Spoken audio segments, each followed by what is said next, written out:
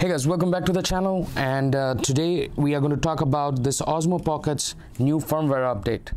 So this just got updated, and there is a lot of stuff that is happening inside this tiny OSMOPOCKET, and we are going to show you today what all changed with this new version firmware 0.1.06. So let's begin.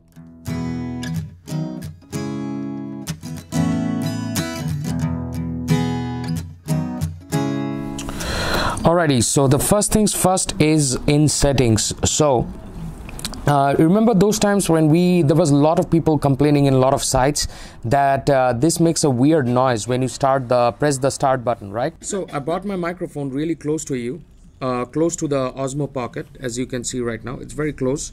Now let's press the power button. Watch this. And that power button doesn't make any noise, right? But how to activate this so that there is no beeping noise that whenever you turn on the button and turn off the button? So let me show you. Thanks to version 0.1.06, you have this option right now. So we'll stop the video, and again there was no sound. Go to settings, scroll all the way to the end, and this is where you're going to see ketone. So in this settings, make sure that you're turning the ketone off. So go ahead and click on that. Now it's on. Again, click on it and your ketone is off.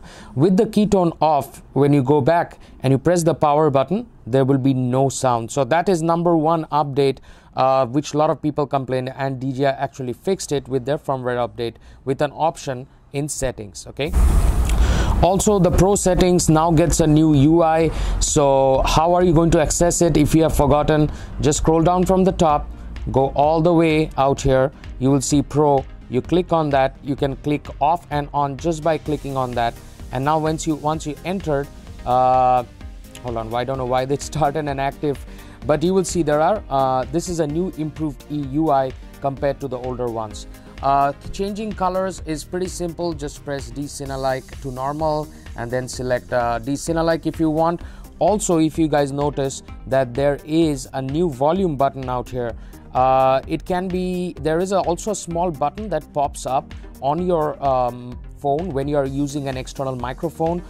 You have to buy the DJI proprietary adapter. Only then you can get that external microphone adapter, you can actually attach an external microphone. Without that, you would not be able to attach an external microphone. But this is a small tiny UI change, and let's see whether anything changed in the UI on the phone. No UI changed in the phone. It remains the same, that of the shutter and everything. So if you are in videos, it didn't change.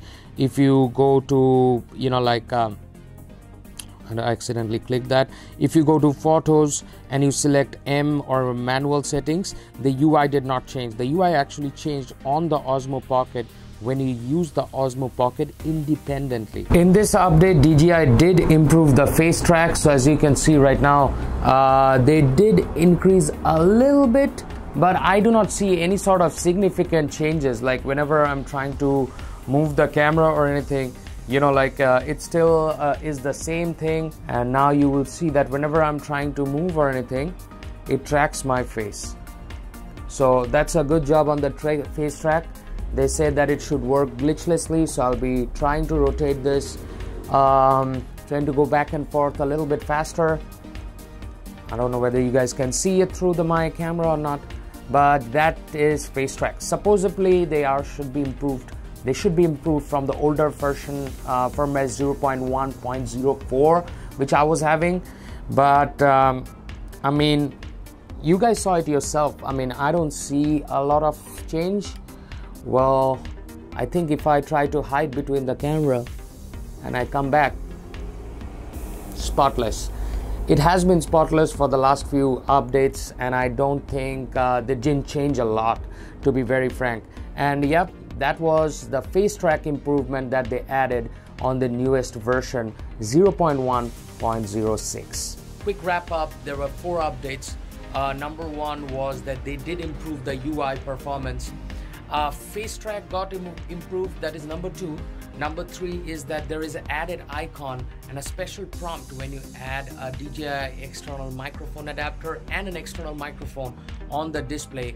which unfortunately I couldn't show because I didn't invest on that. I've got other cameras to do that. They did change that UI performance. Facetrack remains the same. It still cuts off my forehead and I have to constantly adjust to my head. So it's not a head track or anything, and Facetrack did not get that much improved or anything, to be very frank. Now there is a solution to this problem. Let me show you. And you guys need to definitely watch this. Watch what happens when I try to install Ulanzi's adapter on my Osmo Pocket. That's the adapter. Now watch what happens to Facetrack. So this is with the newest or the improved Facetrack, right? And it's chopping off the top part of my head. But watch this with the adapter. Now with that adapter, now it's perfect, right? So that is the reason I was vouching for this wide angle lens adapter. Little bit of aberration, but that adapter aberration doesn't make a lot of difference, to be very frank. Now watch what happens when I am taking this out. So yeah, the Facetrack now becomes way more better, and I can see myself that it's not chopping the head off completely. Now DJI, please make sure that you guys are using this in the next time on your update, because Facetrack is not only Facetrack, it's a complete kind of a head track also.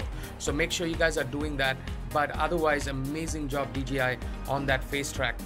Even though with the wide angle lens, I'm very close to it, I have to constantly adjust because sometimes it again comes back and sits right on top of my forehead. It's just a software update, guys.